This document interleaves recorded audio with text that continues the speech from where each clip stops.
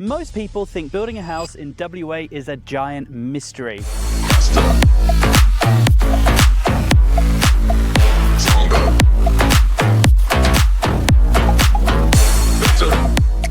Hi, I'm Leigh from the WA Building Guide, and today I'm going to show you that it's not a mystery. So this is where it all starts. This is the earthwork stage. This is where we take the sand and we start compacting it and we get it ready for the slab. WA is very sandy and this area is no different. Most people think, well, sand is better than clay and limestone, and that is correct. And when we're on a new estate like this, the estate is predominantly compacted and ready to build. So Siteworks can be lower. If we're doing a green fill or an infill block, then Siteworks can be a little bit different because developers, they do spend a lot of time making sure this is compacted and ready for the slab.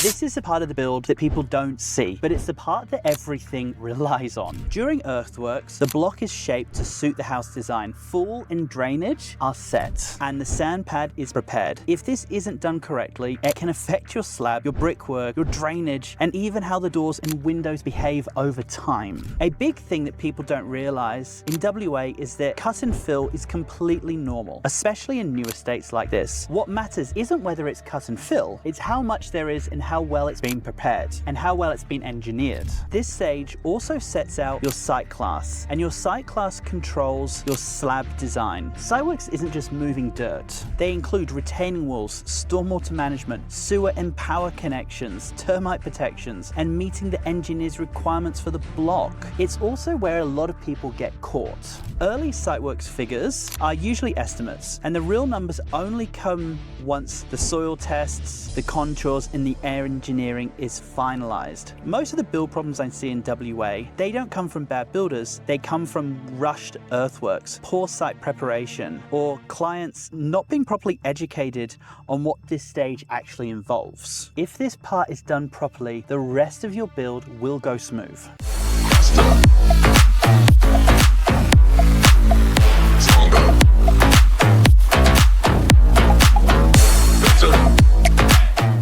This is why I always say, if you understand the earthworks and the siteworks early on in the process, you can avoid a lot of the horror stories you hear about building in WA. Once the siteworks are signed off and the earthworks are completed, the next big step is the slab.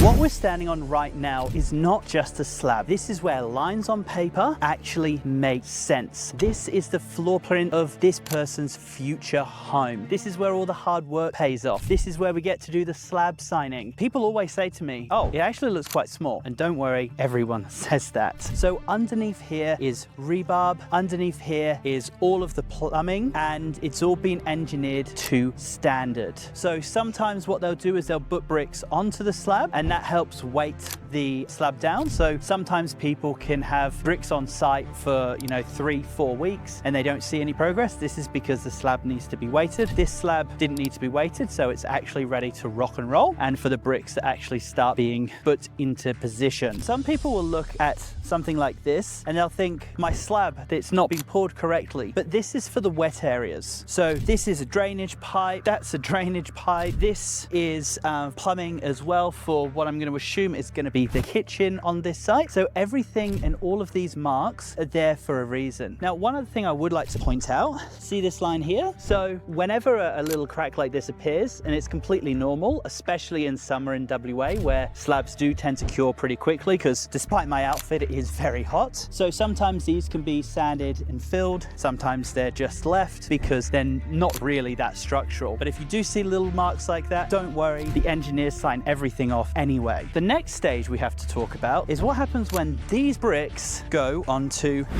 the slab. So we're currently standing in a double brick, single brick construction home, which is at brick up stage. So the internal walls have all been finished, and when people walk through this house, they start to really get a sense of what their home is going to feel like, where their cabinetry is going to go, where they're going to put their TV, what color walls their kids' rooms are going to be. This is where it all comes to life. In WA, there are two ways of building homes. So there's a double brick construction, where you have single core inside and then a double brick on the outside with a damp course in the middle. This is one of the most common ways in what a lot of the older houses are built like. Midland brick is based in WA, and it used to be very, very cheap to do this sort of house. Nowadays, it can be a little bit more efficient to actually do a frame home, whether that be a timber or a steel frame home. I'm not saying one is better than the other. It is very much down to how you want to live inside the house and what's really important to you. If you're looking for noise protection, double brick is a little bit better. If you are looking to have a very efficient home, then a frame home, really well insulated, is going to be better for you. This is why I created the WA building guide, and this is why you should definitely, if you haven't already, downloaded the brochure, just so you can get a bit of a sense of what the different construction methods are like.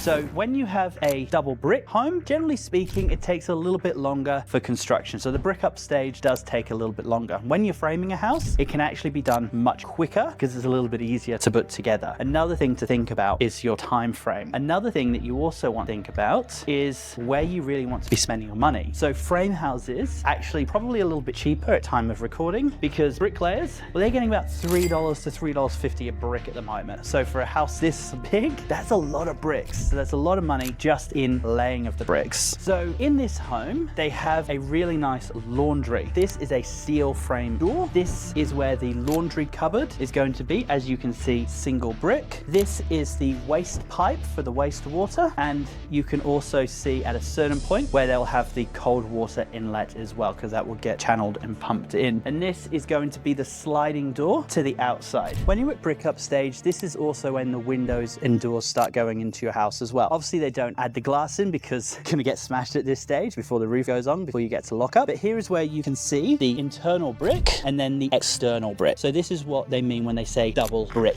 construction. Now we're going to go over to a frame house in just a second. Let's take a look.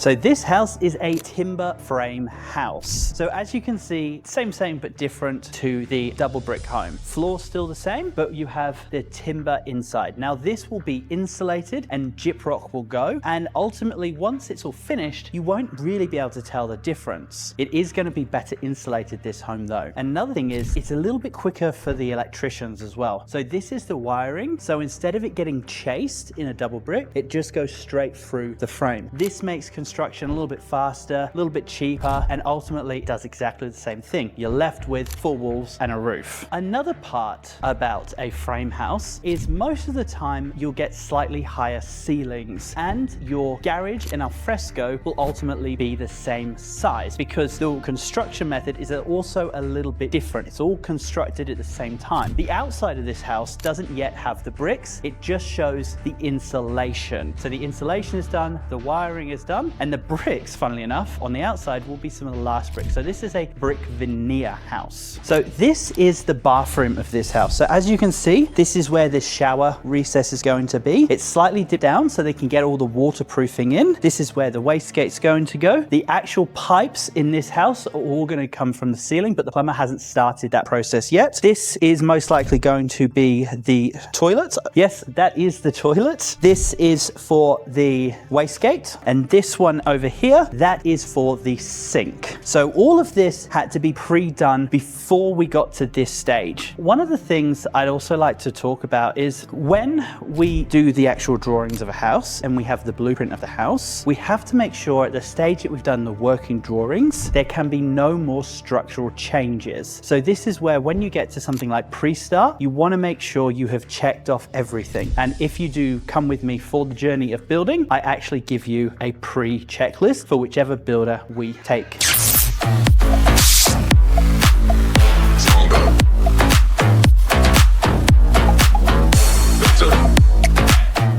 This home is another double brick, single brick home, and it is just before lockup. So the doors are on, but the glass isn't in yet. So this is one step away from lockup. This is a really exciting time in the build because you can start to see exactly what the house is going to look like. This house has plaster. If you remember from some of my other videos, I was talking about the difference between plaster and gyprock. This home is a plaster wall. So I don't want to touch that because it's a little bit wet still. So this is all going to get filed down, shaved, but all the electrics and all the plumbing are actually in this house already. If you can see on the corner here, this is where they put the metal strip, then they plaster over it. That's how they get those nice clean edges. And the plasterers that did this house done a wonderful job. This is a timber frame roof with a little bit of steel. And the next job they have to do is put the gyprock in. So that's one of the last things that will happen before it actually gets to lock up. You can actually start to see where the actual plumbing and the wiring goes. So if you come into this room, you can see here you have the hot and cold running water just up in this section. You have all of the wires in this section. So all of the LED lights from this room are going to be from there. You can see that the wiring comes down through here. They've channeled this wall, and this is where one of the sockets are going to be. This is where another one of the sockets are going to be. And these guys are obviously gone for the full entertainment package because you've also got the wall ones here as well. This type of thing is something to think about at pre-start, by the way. How many GPOs you want and where you want your TV. They very much put it on this part of the wall here, and they've run a lot of extra cables, so that it's probably going to be a bit of a smart house, this one. Let me show you something else.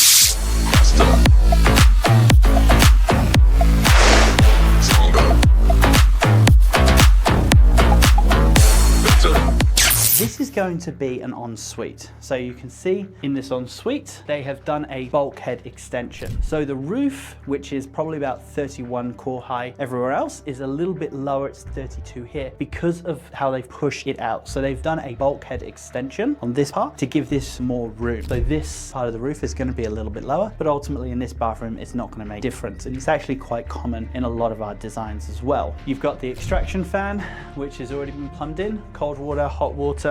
You got the waste, the pipes, and basically when this house gets to lock up, all of these extra bits will start coming in, the doors will go on, and it will be finished probably in about 2 more months, believe it or not. So this is a really good example of what the brickwork looks like when you have the plaster in. This is how much plaster they use. So when you look at your bricks and you think, oh, there's a little divot there, it doesn't look like it's going to be straight. When they do the plaster, everything becomes straight. If you have a frame house, it's not plastered, it's gyprocked. Either way, they both have pros and cons. And again, it's about how you're going to live in the house, and what you want to spend is which one you're going to end up picking. If you do have any questions, please let me know. As part of this journey, everything sort of does start to make sense the further down the line you go. If you remember when we were at the slab of the other house, there were these pipes. So this is where the electric is running from, and this is cold water and also going to be waste as well. Now this obviously is going to be for an island bench, so they're going to have a sink here, and they're also going to have power here, but the power is going to be hidden, which I think is a really nice touch. This is some of the pre-work that has to be done. When I say we can't make any structural changes once the working drawings have been done, this is why I say that, because it's very hard to change this now.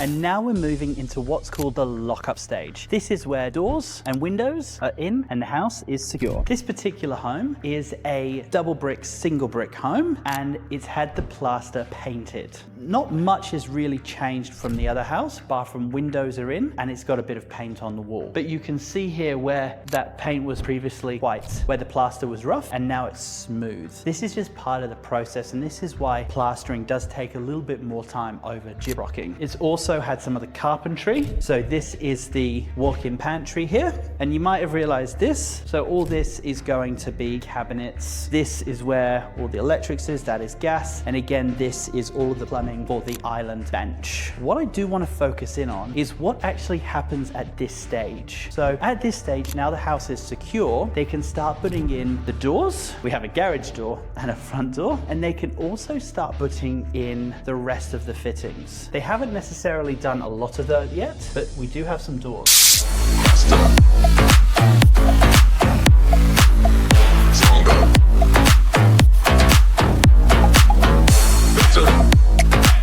And this This room is just waiting to have everything plumbed. This is where the bath's going to go in this house. This is where the shower's going to go, and that's where the sink is going. So a lot of people have asked me in the comments previously, how do we get the nice edge? And this is what it is. So this is the metal edge that goes on top of the bricks, and this is how you get that nice smooth edge, and that's how you get the consistency. The more you know, knowledge is power. This is another bulkhead room where they have pushed it out where the eaves normally go. So this is going to sit lower than the rest. So this home isn't having any wardrobe doors, it's just having the cabinetry, which they have already nicely installed for the new owners. This is a stage where people start to really see their house come to light. If you can see through these videos, when we're building, so much of it goes into play. I've only given you a very small snippet of all the different components, but there's usually over 500 people that work on a single house. So this is the bathroom. This is where your shower is going to be going. As you can see, it's still got the drop down. This is where all of the waterproofing is going to go. This is the plaster when it's not smooth, because obviously tiles are going on this and waterproofing is happening. This is where all of the pipes, the copper pipe with all the water are sitting. So this is hot and cold. That's the drain for the main floor. And this is going to be a beautiful bath.